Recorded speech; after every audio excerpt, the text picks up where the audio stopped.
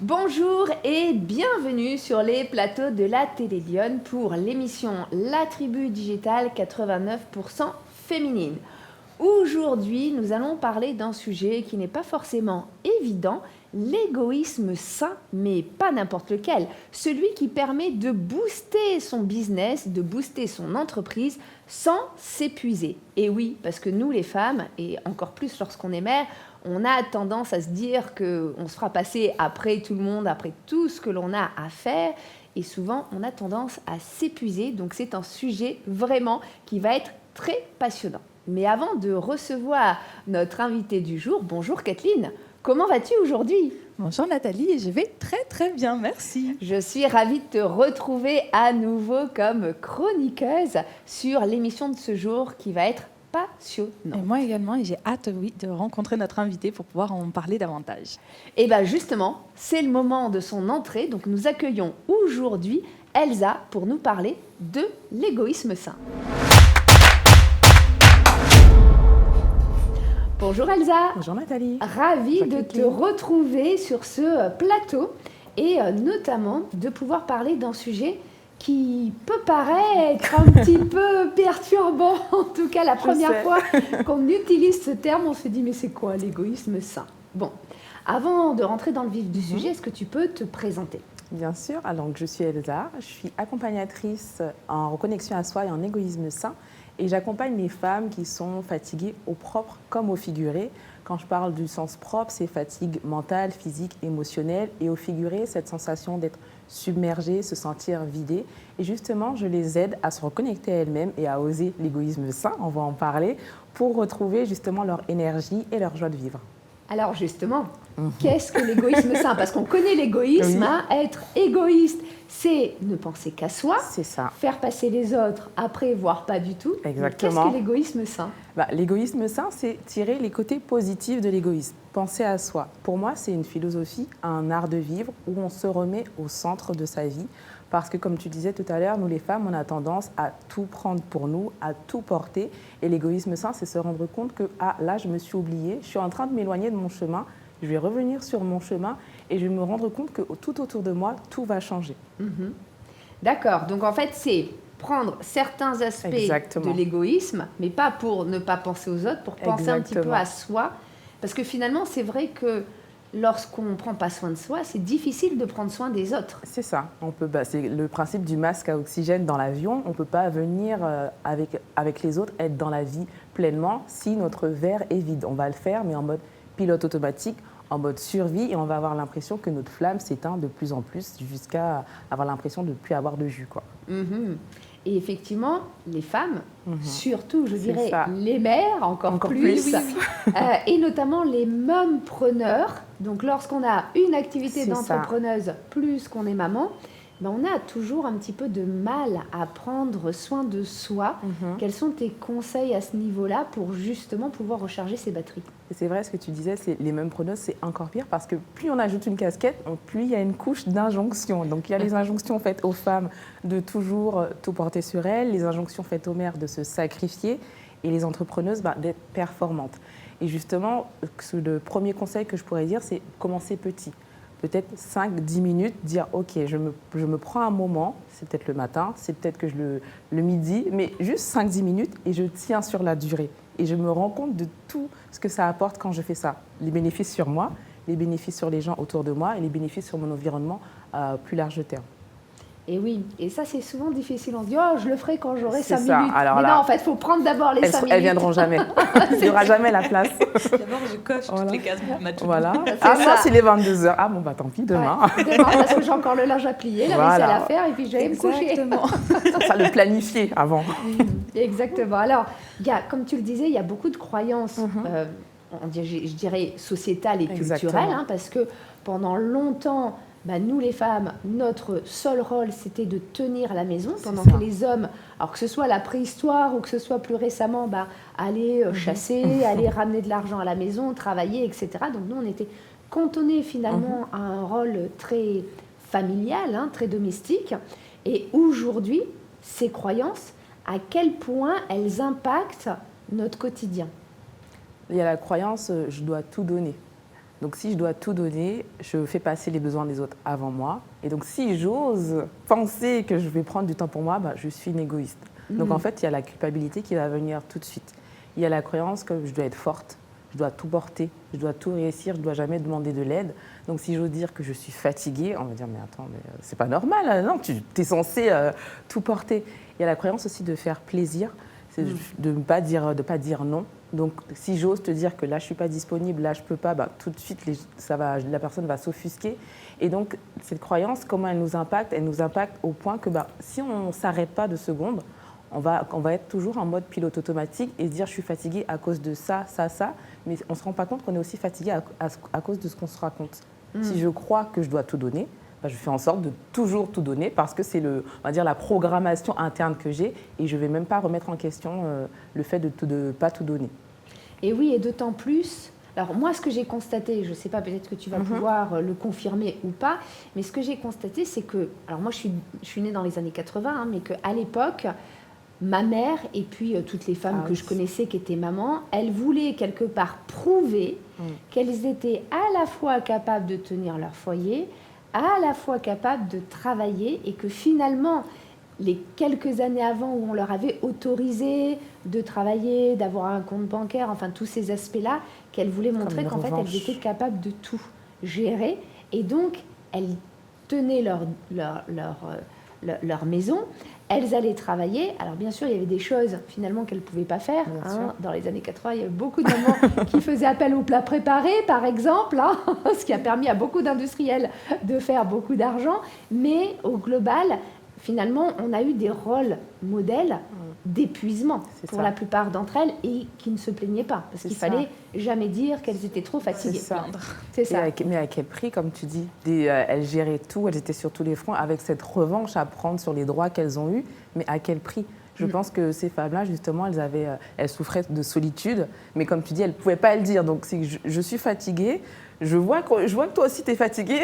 Je vois dans tes yeux, mais je n'ose pas le dire. Donc, qu'est-ce qu'on fait? Donc, je continue à faire ce que j'ai toujours fait. Et à quel prix? Et je pense que notre génération, bah, on a voulu reproduire. On s'est brûlé, oui et non. Moi, ça a été mon cas. J'ai fait un burn-out. Et je me suis dit, bah, non, en fait, là, j'ai vu, j'ai testé, ça ne marche pas. On va faire autre chose. Et c'est vrai que ça nous impacte, en fait, hein, oui, bien sûr. au quotidien. Alors, comment on peut faire pour surmonter, tu en parlais tout à l'heure, cette culpabilité de prendre du temps pour soi lorsqu'on est maman, donc on a déjà pas mal de choses à gérer, et puis lorsqu'on est encore aussi entrepreneuse en complément. J'ai lu un passage d'un livre qui m'a beaucoup impactée. D'ailleurs, j'ai même fait une pause dans ce livre quand j'ai vu ce passage. C'est le livre « Et si c'était votre mère ?» le problème de Clémence Biel, où elle dit que la honte et la culpabilité, ce sont des outils de manipulation pour pouvoir cantonner les femmes. Et prendre conscience justement qu'on ressent cette culpabilité, c'est qu'on est en train de sortir de ce moule qui ne nous convient pas et en fait on est en train de se reprogrammer. En fait changer déjà de regard sur la culpabilité, se dire ok là je me sens coupable, mais en fait je suis en train de me choisir, je suis en train de sortir et je suis courageuse en fait. Je suis coupable, je me sens coupable parce que je suis courageuse. Déjà premièrement, prendre 5-10 minutes comme je le disais tout à l'heure, commencer petit, se rendre compte des bénéfices, ça a des bénéfices sur moi, sur mes enfants, sur mon compagnon, sur mon business, à plus large terme. Et aussi s'entourer de personnes qui comprennent et qui nous soutiennent. C'est très important. Parce que si on le fait et que tout le monde critique, forcément on va être découragé. Et la culpabilité, on ne va pas pouvoir changer notre regard. S'entourer de personnes qui sont dans la même mouvance que nous. Et oui, ça, c'est pas facile. Ouais, voilà. Parce que quand on a un conjoint ou des parents, des beaux-parents, enfin de la famille, qui, grosso modo, nous disent mais, enfin, Elsa, il faut repasser l'albodité. Ton fils, hein, tu fais quoi? Et puis tu l'as voulu après tout. Voilà, c'est ça. Oh là là, cette remarque. C'est pas facile, on fait comment? Parce qu'on va pas forcément changer sa famille, ou ses beaux-parents, ou son conjoint. Donc on fait comment pour s'affranchir en fait de ce type de situation? Déjà, je pense qu'il faut apprendre à se connaître. Pourquoi je fais ça? Si je le fais, c'est que j'ai quelque chose à aller reconnecter chez moi. Quand je prends conscience de ça, déjà, je suis plus stable sur mes appuis. Je sais pourquoi je le fais. Je sais que j'ai besoin de nourrir une valeur qui est importante chez moi. Et quand je vais aller communiquer avec l'autre, je vais aller dans un espace où je suis plus sûre de moi. Et après, quand je vais voir l'autre, je lui dis, bah, écoute, là, il y a ça, ça, ça qui ne va pas. J'ai besoin de nourrir ça, ça, ça. Et donc, c'est pour ça que je fais comme ça. Et en principe, si la personne en face nous aime, même si elle ne comprend pas tout, elle nous comprend quand même. Oui, ou en tout cas, elle dit bon, ok. Oui, voilà, okay, j'entends. Je ne suis pas d'accord, mais c'est pas ma j'entends. façon de voir, Bon, mais j'entends voilà. effectivement ton point de vue. Alors, quels sont les impacts positifs que l'on peut avoir justement en mettant en place des petites actions d'égoïsme sain sur notre vie au quotidien en tant que femme? Alors moi, mes clientes, les impacts positifs qu'elles ont eus, c'est plus d'audace. Oser dire non quand on n'a pas envie, quand on est fatigué. Oser démissionner quand on sent qu'on n'est plus épanoui dans un travail. Oser se séparer quand on sent qu'on n'est plus épanoui dans son couple. Oser tester des activités qu'elles n'auraient pas osées. Je pense à une cliente qui a osé le cerceau aérien et qui ensuite est devenue formatrice. Donc voilà.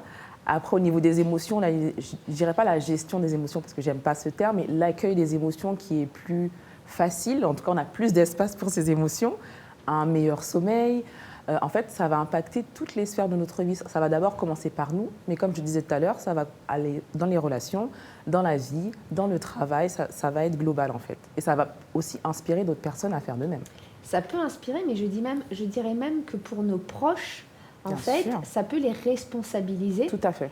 Moi, je sais que personnellement, quand j'ai commencé à mettre ça en place, alors je n'avais pas ce terme, je l'ai fait sans savoir, mais forcément, j'ai commencé à responsabiliser mes enfants en disant, on n'est pas à l'hôtel ici, donc je ne peux pas tout gérer. Donc, en fait, tu es responsable de ranger ta chambre, tu es responsable de mettre la table, etc. Et donc, aujourd'hui, effectivement, souvent, on me dit, mais tes enfants, ils sont hyper autonomes.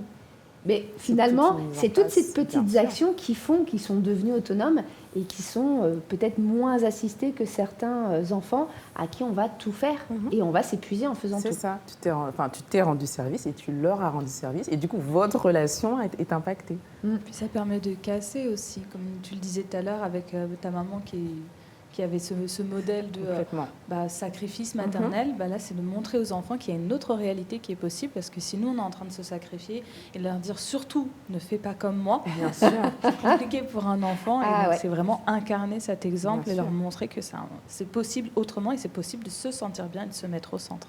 Et oui, parce que c'est vrai qu'on a beau dire fais ce que je dis, mais ne fais pas ce que je fais. Ils font ce qu'on fait. Ça ne fonctionne pas. Ils regardent ce qu'on fait. Voilà, je fais ce que tu fais, maman, ou je fais ce que tu fais, papa. Exactement. Donc, tu as beau me dire que non. Mais... Et ils s'aiment comme nous, on s'aime. Donc, si on ne s'aime pas, on se sacrifie. Donc, on dit, ok, je fais comme maman. Oui, exactement. Et c'est vrai que c'est pas un bon exemple. Alors, justement, pour parler d'exemples, est-ce que tu as un ou deux exemples concrets de personnes que tu as accompagnées, qui ont pu comme ça transformer leur business et puis qui aujourd'hui sont épanouies dans les différentes sphères de leur vie? La cliente dont je parlais tout à l'heure, je me rappelle que quand je l'accompagnais, elle avait sorti un oracle. Elle réfléchissait, en même temps elle avait une collaboration où elle ne se sentait pas respectée, donc elle a stoppé cette collaboration. Entre-temps, elle a sorti son deuxième oracle. Elle a testé le cerceau aérien alors qu'elle n'osait pas reprendre. Elle est devenue formatrice. Et là, en ce moment, elle est en train de se former pour devenir prof de yoga.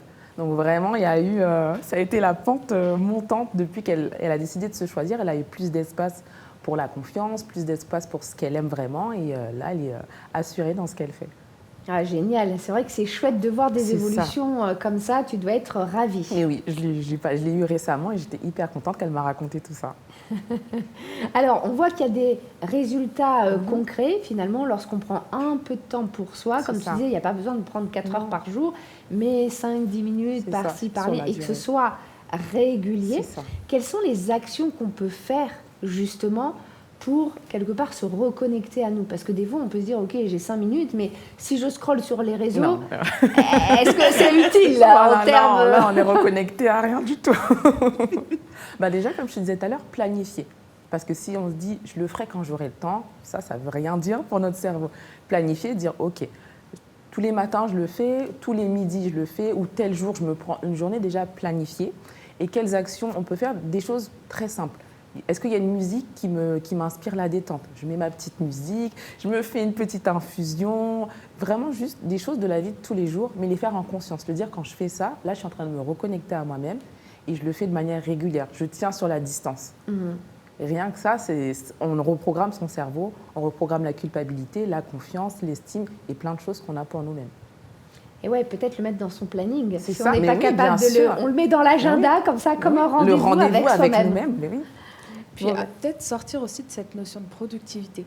Parce que c'est vrai que moi, j'ai connu aussi l'épuisement. Et quand j'ai voulu sortir de cette phase d'épuisement, je me suis dit, en fait, je vais me reconnecter à moi. Mais alors, je vais faire de la méditation, je vais faire du yoga, la salutation au soleil. Et j'avais cette notion de productivité en me disant, il faut que je fasse tout ça, que j'aille au sport, que je mange sainement.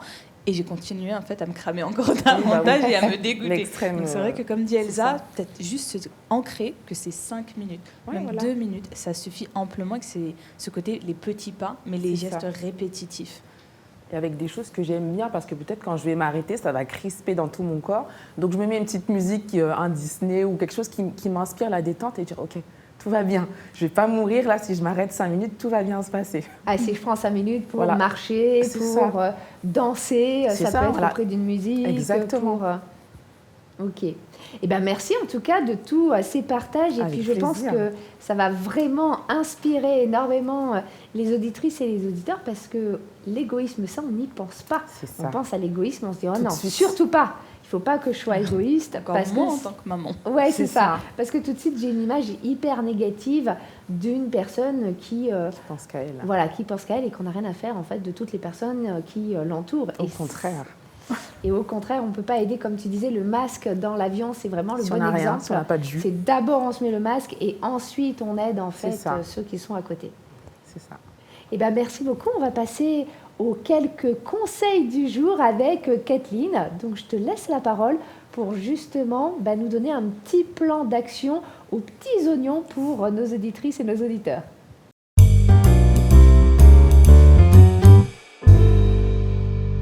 Eh bien, je voulais d'abord remercier Elsa. Merci beaucoup pour tous tes partages.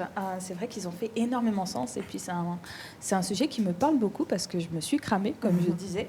Et j'avais pas, en fait, tous ces accompagnements-là. J'avais pas toutes ces informations. C'était la mode du développement personnel. On y va à fond. Et quand on est mal aiguillé, quand on est mal renseigné, on peut vite se brûler encore davantage. Donc là, en termes de plan d'action, ce que je voulais, c'était juste ressouligner ce que Elsa nous avait partagé. La première action, et je me suis mis des petites notes parce que c'est tellement un message qui me parle qu'on pourrait en parler pendant des heures, ce serait de se recalibrer, de sortir de cette culpabilité en se disant l'égoïsme sain, ça veut dire que je suis égoïste. Non, absolument pas. Je suis égoïste, mais de manière saine, et surtout, je pense aux autres. Surtout pour les mamans qui ont tendance à se dire les enfants, et se rappeler la raison première pour laquelle on fait ça, c'est pour pouvoir couper avec toutes ces transmissions de sacrifices maternels, montrer l'exemple à nos enfants et au final passer un meilleur temps de qualité, parce que quand on a les batteries complètement cramées, on est disponible pour personne, ni pour nos enfants, ni pour l'entreprise, quoi que ce soit.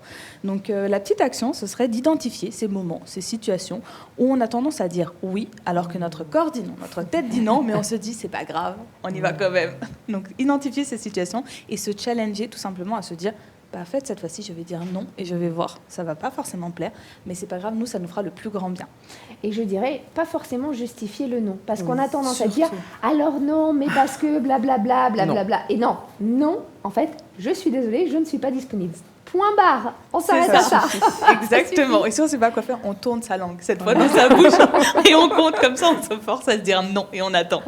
Le deuxième point, ce serait d'arrêter de vouloir sauver la planète entière, d'arrêter de vouloir rendre service à tout le monde en se disant ma belle-mère a besoin de ça, ma tante, ma belle-sœur, mon fils, Et comme tu le disais, de faire toutes les tâches de la maison et au dernier moment, 22h, 23h, complètement claqué en disant bon, c'est pas grave, je verrai le lendemain. Donc on planifie. La première étape, c'est je planifie, je me lève le matin, comment je me sens et qu'est-ce que j'ai envie de faire aujourd'hui et à quel moment je vais le faire.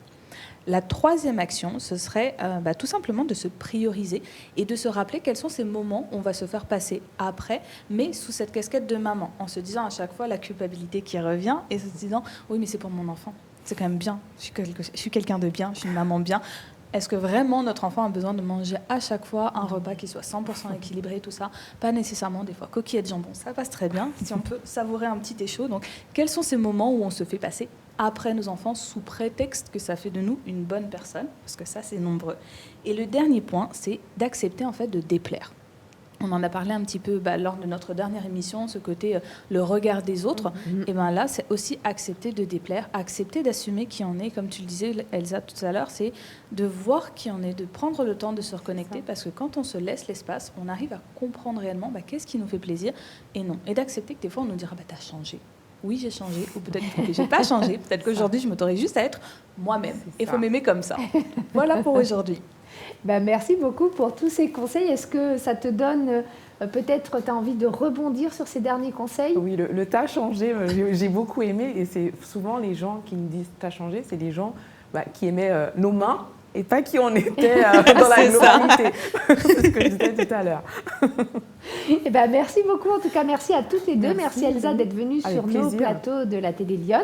Merci Kathleen pour cette chronique perfecte pour pouvoir justement se mettre en action et éviter de crouler sous toutes les injonctions, je dirais, de la société, de la mère parfaite, la femme parfaite, l'entrepreneuse parfaite, et effectivement de déconstruire un petit peu le côté parfait. En tout cas, je suis parfaite pour moi et c'est déjà pas mal.